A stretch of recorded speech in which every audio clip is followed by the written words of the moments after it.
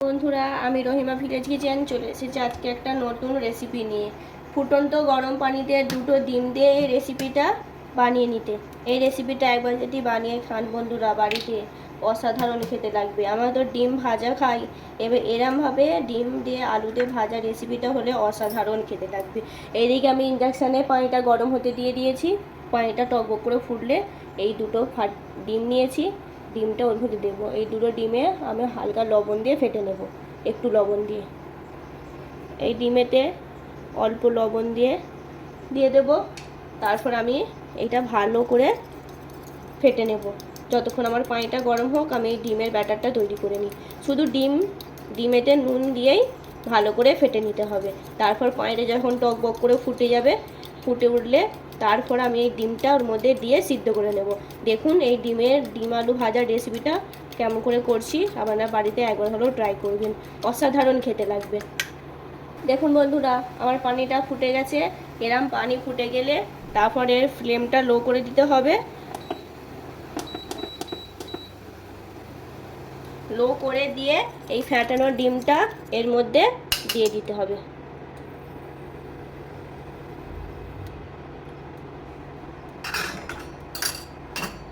জোরে রাখলে বন্ধুরা ডিমটা কিন্তু ভালো হবে না, ভালো করে সিদ্ধ হবে না। ওই জন্য এরকম নর্মাল আঁচে ডিমটা ভালো করে সিদ্ধ করে নিতে হবে।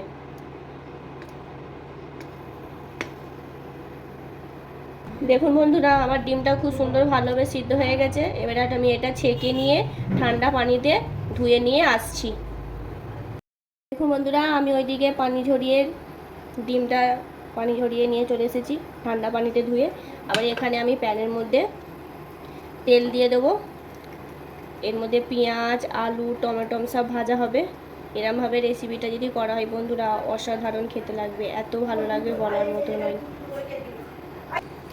এবার এর মধ্যে আমি কুচানো পেঁয়াজটা দিয়ে দেব।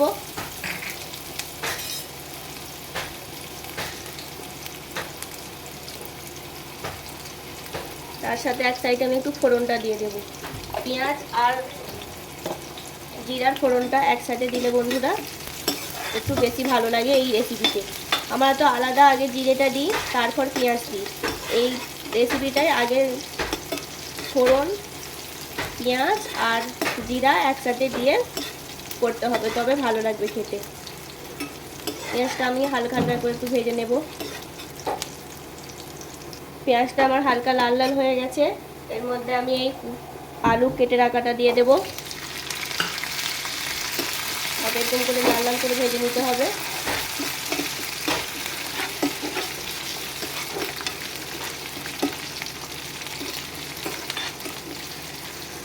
তারপর এই যে আমি টমেটো কুচি আর কাঁচা লঙ্কা কুচি আছে, এটাও দিয়ে দিতে হবে।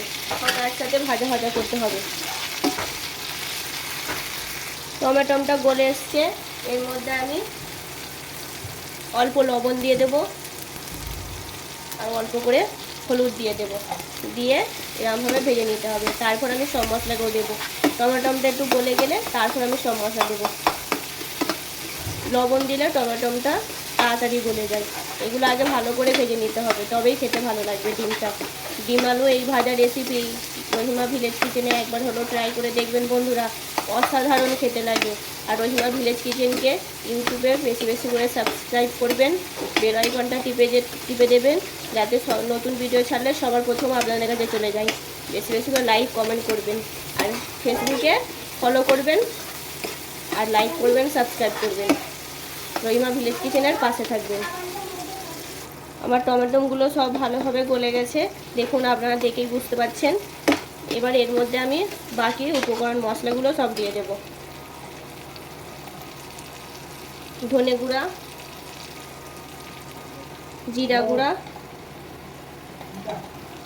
লঙ্কার গুঁড়ো,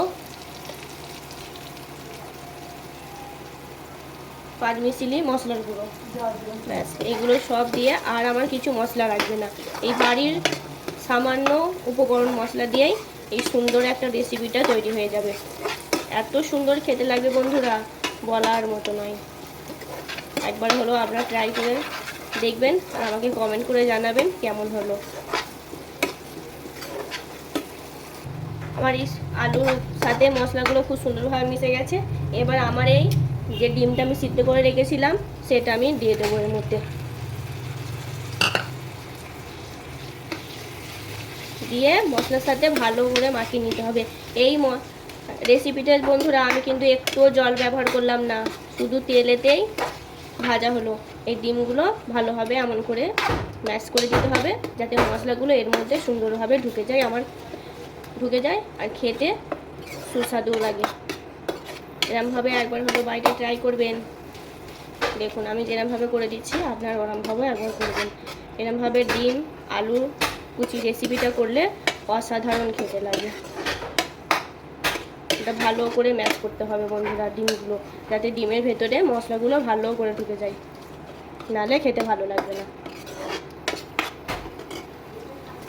আমার এই ডিম আলু কুচি কুচি রেসিপিটা রেডি, আমি আপনাদেরকে পরিবেশন করে দেখাচ্ছি। দেখুন বন্ধুরা আমার এই ডিম আলু রেসিপিটা কত সুন্দর হয়েছে, দেখুন রেডি, কত সুন্দর দেখতে লাগছে, খেতেও অসাধারণ লাগবে। আপনারা এরমভাবে একবার হলো ট্রাই করবেন, অসাধারণ খেতে লাগবে, সবাই পছন্দ করবে বাড়ির। নেক্সট ভিডিও নিয়ে ফিরে আসছি। খোদা হাফেজ।